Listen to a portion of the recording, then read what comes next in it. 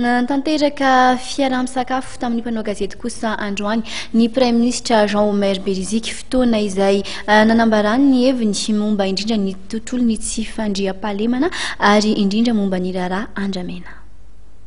Anisan'ny teboka mbola manahirana ary misy ifandraisany amin'ny raharaha politika ny tsy fandriam-pahalemana izay mitranga ankehitriny raha nambaran'ny Premier ministre Jean-Omer Beriziky androany maraina nandritra ny fiaraha-misakafo tamin'ny mpanao gazety teny amin'ny lapam-panjakana Mahazoarivo.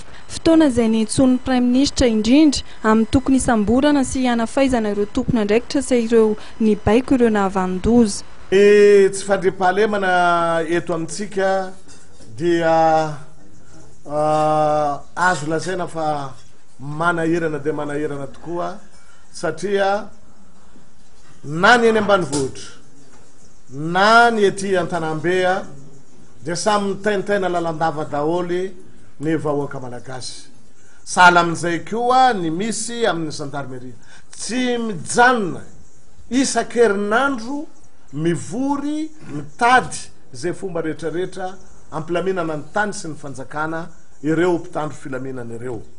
Ka dia everina fa ody ventiny ihany ny ranon'Antsakaina rehefa mipetraka ny fanjakana maefa na azo ositra tamin'ny vahoaka dia tokony isy amin'izay zany fandriam-pahalemana zany. Zany indrindra ne no lazako hoe aoka avela amin'izay ny ady la politika fa andaotsika iroso ampandroso ny firenetsika ary ny fampandrosoana tsy ho tanteraka raha tsy misy filaminana.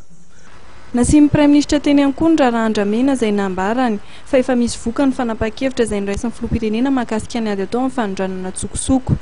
Misy mihitsy hoy izy ny tambazotra izay tsy maintsy mehafara amin'ny fahafisamborana ireo mpanondrana tsokosoko. Mpividy azy aty satria ireny no tena lohabe n'io fitrandrahana sy fanondranana tsokosoko anio harem-be-pirenena io anio azo sarobidy io dia efa misy fanapa-kevitra natao ny sambo tendromaso nanomboka tamin'ny herinandro teo dia efa tonga any amin'ny faritra Tsinanana iny mizohy ny eo anelanelan'ny Voemara zany ka atratia Tamatavy. Efa nisy sambo tratra dia efa nentina any Tamatavy io sambo io nahitana bois de rose tao anatiny tao misy eo amin'ny 470 eo angamba ny bolabolan'andramena na rondin de bois de rose tratra tao anatiny io sambo. Misy koa sambo anankiray tratra any Zanzibar io dia sambo vahiny mitondra bois de rose marobe.